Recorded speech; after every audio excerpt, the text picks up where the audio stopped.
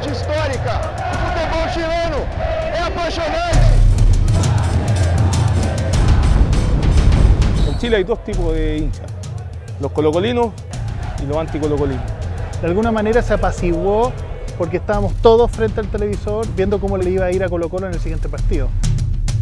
Todo lo que yo hacía cuando jugué en Europa se escondía. Todo lo que yo hacía jugando en el Combo se escondía. No se sabía nada. Nuestro club en dictadura, como muchas de las otras organizaciones sociales que habían en nuestro país, fue intervenida. Es ciertamente escalofriante el pensar de que yo voy fin de semana tras fin de semana en un lugar donde torturaron a muchas personas. Con censura, con violaciones a los derechos humanos, la gente necesita hablar de algo, y ese algo era fútbol, y era Colo-Colo.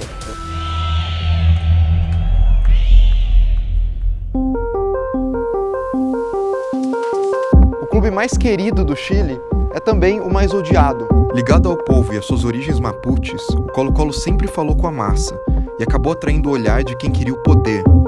Em setembro de 73, o governo chileno foi tomado pelos militares num golpe ordenado por Augusto Pinochet. A partir daí, a história dos colocolinos nunca mais seria a mesma. Eu fui até Santiago, no Chile, para entender com jornalistas locais essa primeira parte da história. Chile es un país muy futbolizado y yo creo que durante los 70 era un país más futbolizado todavía. Lo que dejó el Mundial del 62 fue gente que entendía el fútbol y que comenzó a sentirse muy atraída por la actividad.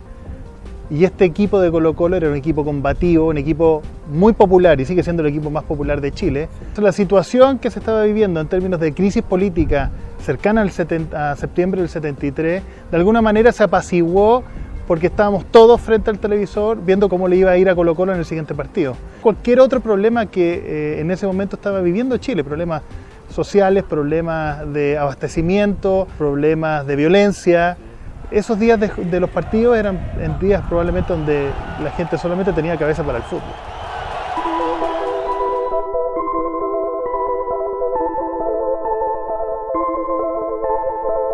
Es considerado un club del pueblo porque es el más popular, el que tiene más hinchas. ¿Ah? Eso es simplemente. Y como es el que tiene más hinchas, es el más propenso a ser manipulado políticamente, porque es una plataforma muy grande. Como en varios países. Es como en varios países. Es muy común que el equipo más popular sea manipulado por el dictador de turno, en este caso fue Pinochet, en un régimen con censura, con violaciones a los derechos humanos, etc. La gente necesita hablar de algo, y ese algo era el fútbol, ¿ah? Y era Colo-Colo. Había una serie de incentivos que aprovechó Colo-Colo. Les otorgaban préstamos muy blandos, hacían unos acuerdos con Televisión Nacional, con el canal estatal en el fondo, para la transmisión de los partidos que eran muy convenientes para Colo-Colo. Habían cosas que eran más sutiles en el fondo, pero que sí claramente evidenciaban que había una predilección por ese club. Esse favorecimento histórico ao Colo-Colo pelo governo militar é reclamado até hoje por boa parte dos torcedores rivais, principalmente pela Universidade de Chile. Alguns chegam até a dizer que a conquista da Libertadores da América de 1991 só foi possível porque o clube foi o único a ter suas dívidas perdoadas pelo governo, e assim conseguiu montar um time forte para a disputa do torneio. Troquei uma ideia com o Santana, o torcedor símbolo do Cacique, e ele me pareceu muito bem resolvido sobre o assunto. Foi uma influência boa, foi uma influência ruim na história do clube? O que você pensa disso?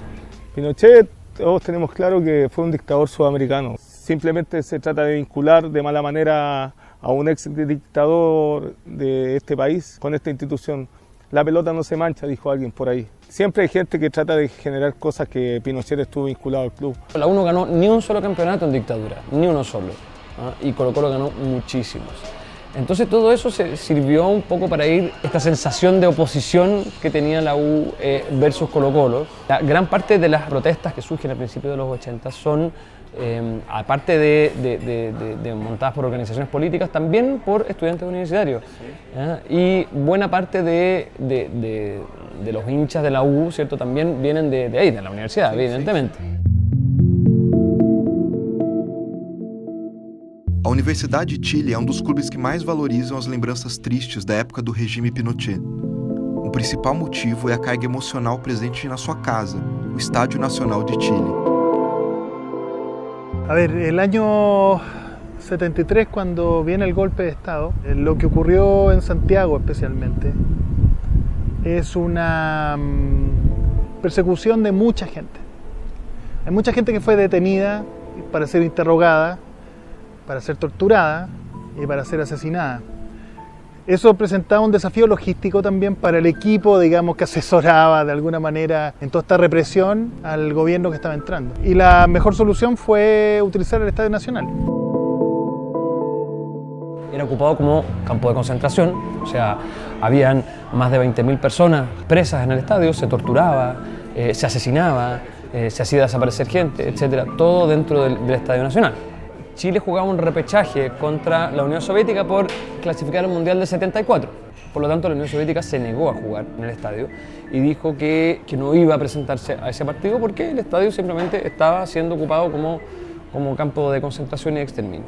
La FIFA acepta esta localía de Chile en el Estadio Nacional, manda incluso unos emisarios, ¿cierto?, a revisar el estadio, que tenía todavía a los presos dentro. Y la cosa es que en definitiva se aprueba por la FIFA el Estadio Nacional como sede de este partido. Y a pesar de eso, de que ya había una certeza absoluta de que los soviéticos no iban a llegar al partido, se decide de todas maneras hacer una presentación, se llama Al Santos, ¿ya? Que viene a jugar un partido amistoso, y también se hace un partido simbólico antes de eso, con la selección chilena anotando un gol frente a un arco vacío, según los dirigentes de la época, como algo para el pueblo. Después jugaron con el Santos les metió 5-0, fue un desastre todo lo que pasó ahí, y por lo tanto a ese gol contra el arco vacío se le llamó el gol de la vergüenza. Eu quis entender como deve ser para um torcedor de uma geração mais jovem assimilar toda a carga emocional presente na história desse estádio. Encontrei então o Igal Pinho, um fanático que depois de trocar ideia comigo, acabou me chamando para colar em um jogo de Laú. Yo creo que para las personas como yo que no vivimos en esa época, es ciertamente escalofriante también el pensar de que yo voy fin de semana tras fin de semana, domingo y domingo, a cantar, celebrar, a reír en un lugar donde torturaron a muchas personas, en un lugar donde se violaron derechos humanos. Entonces, es difícil, se genera una mezcla de sentimientos. La Universidad de Chile se ha visto de alguna manera necesitada de hacer un recuerdo de lo que ocurrió ahí, y se hace permanentemente.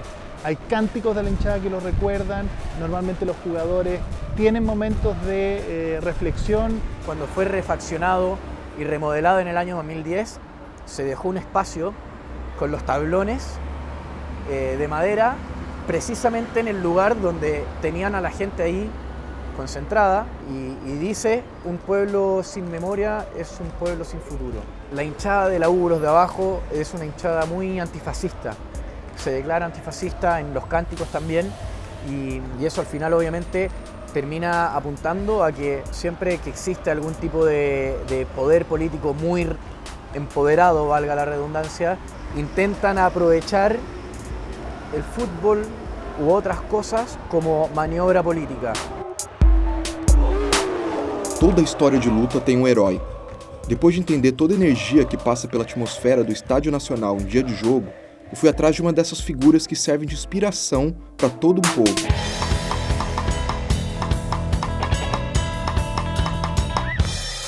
Durante 5 dias duro, ele trabalhou. Esse aí é o Carlos Caselli, um dos maiores goleadores que a pequena área do futebol chileno já viu, mas principalmente um dos atletas mais politizados do mundo. Jogando pelo Colo-Colo durante uma visita do time para receber cumprimentos do Pinochet, Caselli tomou uma atitude que o tornou protagonista a partir dali. Para falar sobre isso, ele topou me receber num restaurante vazio e afastado de Santiago. Yo hacía poco que había visto la película de Ana Frank, ya había leído el libro, y me imaginé así un tipo hitleriano que se iba a despedir de nosotros. Y en ese momento yo, con el respaldo inconsciente de toda la gente chilena, el 90% que somos democráticos, me atreví a no darle la mano. Yo no sé si no se lo di de valiente o de cagón, pero puse mis manos atrás, cerré los ojos y no se la di. Un periódico de derecha de este país lo puso en primera plana. Caselli no le dio una mano al presidente. Y al editor de ese diario lo echaron inmediatamente, porque si no, no se hubiese sabido. E por conta desse seu ato, dessa sua atitude, você e a sua família sofreram muito. Recuerdo ingrato de que mi madre fue detenida y torturada después de esa situación. Algo que hasta el día de hoy no me lo explico, y ni nadie se lo explica. Porque nosotros no somos violentistas, solamente pensamos diferente. Y por el pensar diferente en este país te trae este tipo de problemas. Fue lo más crudo, lo más duro, lo más triste, lo más horrendo que me pudo pasar a mí y a mi familia. Decencia como ser humano, de darse cuenta, de percibir que él era una figura importante y que dada la posición que tenía en ese momento como una figura deportiva relevante, tenía también una obligación de llevar un mensaje. En ese momento Caselli ya tenía una postura política clara, tenía una imagen asociada a la izquierda, o al menos de decir lo que piensa. Bom, e aí ocorreu uma campanha para que se votasse a favor ou contra a continuidade do Pinochet, e pouca gente ou ninguém sabia do que havia acontecido com você ou com a sua família no Chile, enquanto você jogava na Espanha. Por que isso? Está totalmente vetado, pero eso se supo después con el tiempo. Todo lo que hacía Carlos Caselli en Chile se trataba de esconder. Todo lo que yo hacía cuando jugué en Europa se escondía. Todo lo que yo hacía jugando en el Cosmos se escondía. No se sabía nada. Cuando se empieza a crear la campaña del no y del sí en este país para la vuelta a la pseudo-democracia que hay, porque aquí no hay una democracia plena, me llaman para que yo lea unas frases. Y digo, no, yo no leo frases. Si ustedes quieren, nosotros con mi madre vamos a dar nuestro testimonio con nuestras palabras y solamente desde el corazón. Esa era una propaganda política que ocurría todos los días a las 8:30, 9 de la noche. Todos los televisores en Chile estaban prendidos y todos supimos al mismo tiempo. Fue impactante. Yo fui secuestrada de mi hogar y llevada a un lugar desconocido con la vista vendada, donde fui torturada y vejada brutalmente. Por eso mi voto es no. Porque su alegría, que ya viene, es mi alegría. Porque sus sentimientos son mis sentimientos. Porque el día de mañana podemos vivir en democracia, libre, sana, solidaria, y que todos podamos compartir. Porque esta linda señora es mi madre. Se transformó en un ídolo. Y los ídolos no abundan. En ese momento creo que Caselli dejó de pertenecerle a Colo-Colo y Caselli pasó a pertenecerle a todo Chile. Está comprobado que el 7% de los indecisos votó por el no, por esa campaña. El pensamiento de nosotros como jóvenes era por ideología, convencidos de que podríamos tener un país mejor, un país más heterogéneo, un país más equitativo, um país mais bonito. A ditadura militar no Chile se encerraria oficialmente em 1990. Apesar disso, o nome de Pinochet ficou associado ao Colo-Colo como presidente honorário por mais de 25 anos, o que contribuiu para o surgimento de teorias conspiratórias por parte dos rivais. Inspirados pela luta de Caselli e de milhares de outros colocolinos, jovens torcedores se uniram para que Pinochet fosse desligado oficialmente do clube em 2015. Conta para mim um pouco sobre a petição online que o Colo-Colo de Todos lanzó. Y la verdad que de ahí el tema se sucedió bastante rápido. O sea, levantamos esta petición online en marzo, teníamos mucha gente, eso se tradujo en abril ya en una carta más formal al directorio para poner este tema en la asamblea ordinaria el mes de mayo de ese año y finalmente lo logramos conversar en el mes de mayo en la asamblea. Y se dice que le habría contribuido económicamente a la construcción de este estadio en el que estamos, cosa que por lo demás no es cierta, de hecho, para que lo sepan, no es cierta. Hizo una promesa 5 días antes del plebiscito que finalmente perdió. Hasta el día de hoy la hinchada de la U dice que ese es el estadio de Pinochet, y etc. Pero eso nunca se concretó al final. Fue otro intento de manipulación de Pinochet en pos de conseguir ese objetivo.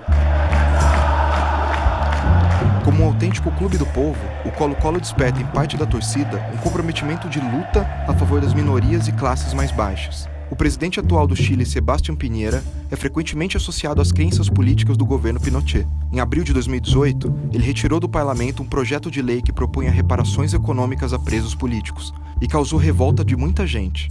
Vale lembrar que um dos maiores jogadores colocolinos, o Jorge Valdívia, apoiou publicamente o governo Piñera nas eleições. Nesse cenário, voltam a ganhar força os movimentos políticos que nasceram nas arquibancadas. Eu fui trocar uma ideia sobre isso com uma torcedora da Colo-Colo antifascista.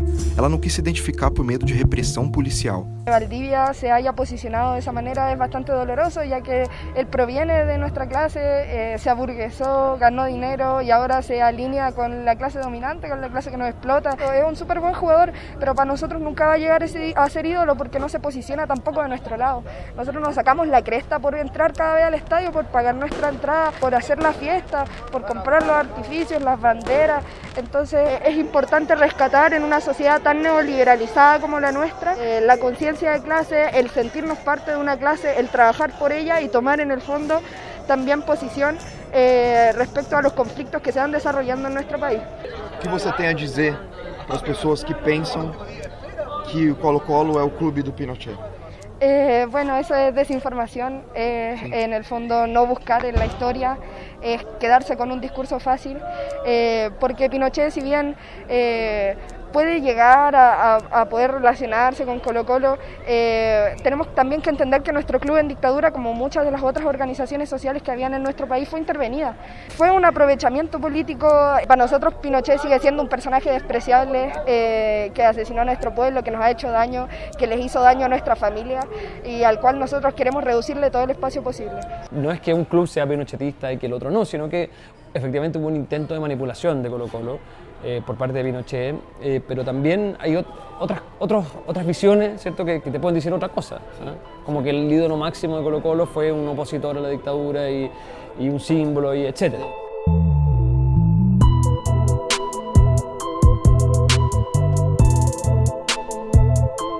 O quanto uma figura política pode influenciar numa rivalidade entre dois clubes gigantes? A história do Colo-Colo é maior que isso. É muito rica, é muito bonita. E se alguém um dia te disser que o Colo-Colo é o clube do Pinochet, responda que não, o Colo-Colo é o clube do povo. Ao contrário do que muitos dizem por aí, a política tá sim no esporte e em tudo que vivemos. Passando dias ao lado de torcedores colocolinos e seus rivais, fica claro que o contexto político é bastante valorizado no futebol chileno, como deveria ser em qualquer país. A luta daqueles que eram contra a ditadura Pinochet inspira hoje o jovem torcedor, que dentro ou fora da arquibancada vai levantar a bandeira para o seu clube, mas cada vez mais gritar a favor da democracia.